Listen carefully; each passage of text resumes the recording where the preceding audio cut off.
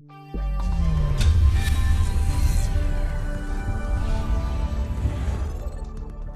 we have the stateful firewalls, which this is going to be the main topic for today as well, where traffic is going to be controlled as opposed to stateless firewalls on a session by session basis. So a stateful firewall as opposed to a stateless firewall, as it's going to allow traffic back and forth, is going to keep track of the allowed traffic in a state table, so it's going to be able to identify the session state and better inspect the packets to make sure that nobody is able to inject spoofed packets within a session, like spoofed sequence numbers. Also, the stateful firewall is going to be also an ALG, so understand certain applications. It has better support for protocols that are based on multiple sessions, like one control plane and one data plane, like for example FTP or FTP or TFTP, and usually is a dedicated physical virtual platform with a lot of other added features. Like in general, it also supports routing, switching, VPN, intrusion prevention systems. So to go back to the initial case, for example, in here, if this would be a stateful firewall, rather it would be a stateful firewall. And the firewall policy, let's say, is going to allow, assuming that from back in the days, this would be my trusted side, the LAN. And this would be my untrusted side, the internet. From back in the days, we know that traffic is allowed to flow by default, let's say from the trusted to the untrusted side. Or you would configure that. So traffic is going to be allowed to flow this way, freely. But then in this use case, when router 2 initiates a session towards router 1, let's say, then what happens is router 2 sends the first packet, packet number 1. If the firewall allows the packet, which is going to allow, it's going to send the packet as well. It's going to route the packet for the destination. But as it does this, it's going to also create an entry for the session in the firewall state table, which is going to in that state table is going to identify the exact layer 3 and layer 4 attributes of the session. So if that was a TCP session, you're going to see in the state table, you're going to see when you go to the implementation side on the SA firewall, you're going to see the source address, destination address, layer 3, the layer 4 protocol, TCP or UDP, the source port, destination port. If it's TCP, you're going to see also the flags, if the tree handshake was achieved or not. So it keeps an exact state of the session as packets are flowing back and forth to the session. So when the second packet shows up, the router is first going to look in the state table. It's going to check the state table, and because it's going to see an entry matching the exact source destination IP address and source destination port and layer 4 protocol of the second packet is in the state table, is going to make sure that the second packet is confirmed with the current session state in the state table. So it's going to make sure that if it's a TCP session, for example, it is going to make sure that it comes up the second packet with the proper sequence number, for example. And then of course it's going to allow the packet further. So as the first packet came in, so a stateful firewall, what it does, whenever it's going to receive a packet, it's going to first look in the state table of the firewall to see, do I have an entry in the state table for this session? Because if I do, I'm going to make sure that the received packet matches what I should expect to receive based on the state table, based on the entry of the session in my state table. So when it receives the first packet, there's nothing in the state table. It is the first packet of a session. The firewall just allows the packet if it's allowed by the firewall policies, and also is going to create an entry in the state table. When the second packet shows up, the firewall says, okay, let me look in the state table. Do I find in my state table an entry matching this packet's layer 3, layer 4 attributes like ports and IP addresses and protocols? And if yes, it's gonna say, okay, is the second packet, this received packet, is it what I should expect to receive based on the current state I have for this session in my state table? And if yes, it's gonna allow the packet and change the entry in the state table for that session, because it's gonna update the sequence number, for example. And then it's going to forward the packet. Behind the scenes, of course, the stateful firewall does much more than this, but just to keep it basically, you have to understand that it's going to keep a state of the session. It is session aware, so it's going to be in better, let's say, it's going to be able to better secure the network, because it's not only going to allow the traffic back and forth blindly, it is going to track the session state.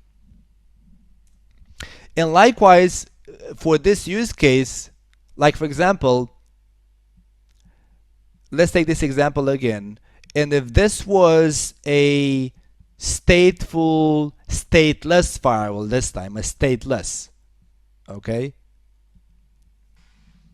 Which means that you would have, let's say, this would be the trusted side of the network, this would be the trusted side. Likewise, and this would be the untrusted side. If this would be a stateless packet filtering, it means you're going to have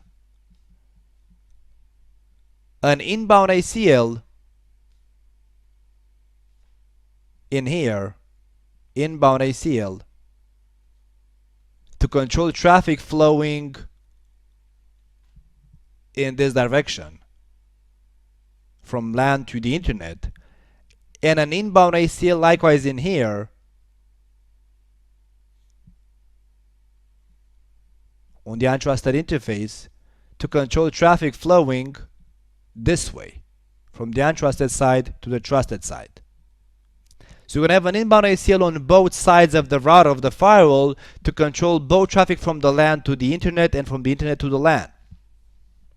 So what this means is that, for example, because the firewall doesn't keep track of the session, it just allows traffic on a per packet basis. So let's speak about the inbound ACL, which was in here applied, inbound. If router 2 is going to initiate a session with a source of its loopback, destination router 1 loopback. This was going to be a TCP session with a port number, with a source, with a random source number, and destination with a port number of, let's say, 23. That would be is going to be a telnet session. So this would be a TCP session between the loopbacks of 2 and 1. Of course, the source port is going to be random, destination port is going to be 23. So it means that this inbound ACL has to allow that specific traffic with that source, that destination, and those ports, source and destination. So assuming the firewall is going to allow this packet to go out, when router 1 replies, router 1 is going to reply with a source of 10111, port 23 as the source, and destination of 10222 with a destination of a random port number. So as this packet is received, is going to be sent by router 1 to router 3, which is my stateless firewall, and as that firewall has an inbound ACL applied, it means that in that ACL, I gotta make sure that this traffic is allowed. So in this ACL, in here, in this access list, I gotta make sure this traffic is allowed.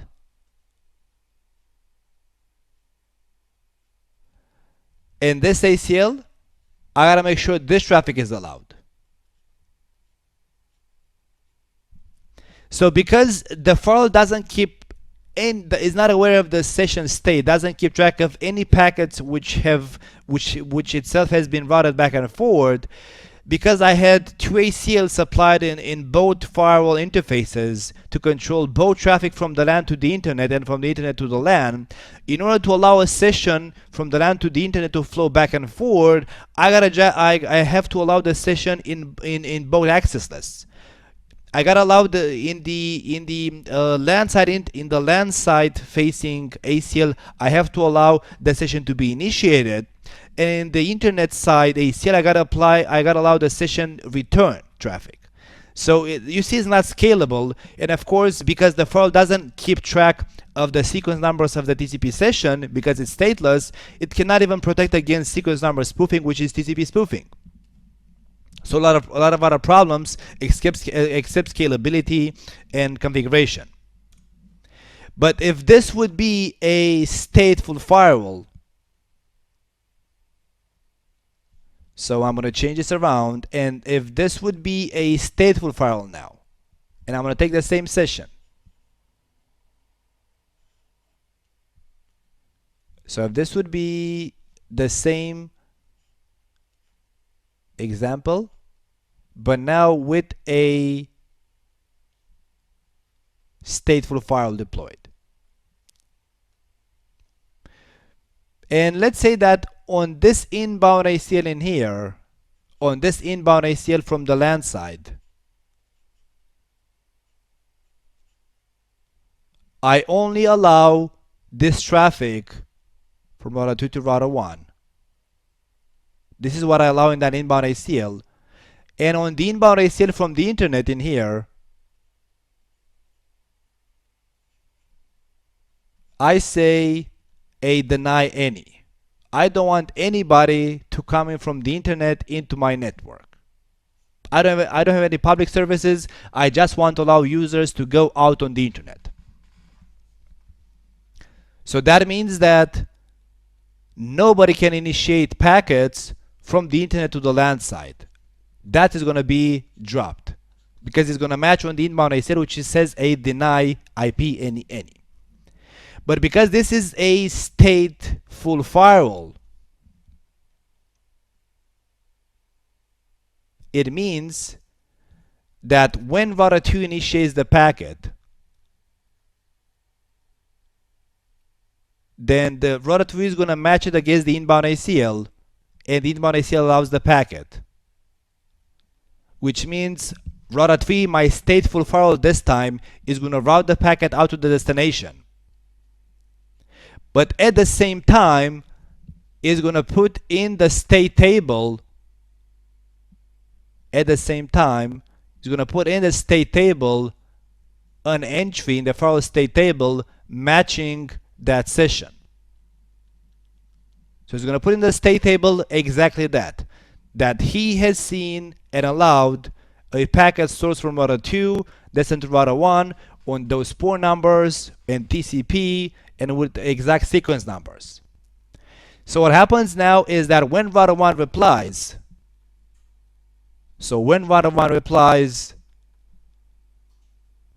of course with this source of 10.1.1, destination of 10.2.2.2, when router 1 replies now,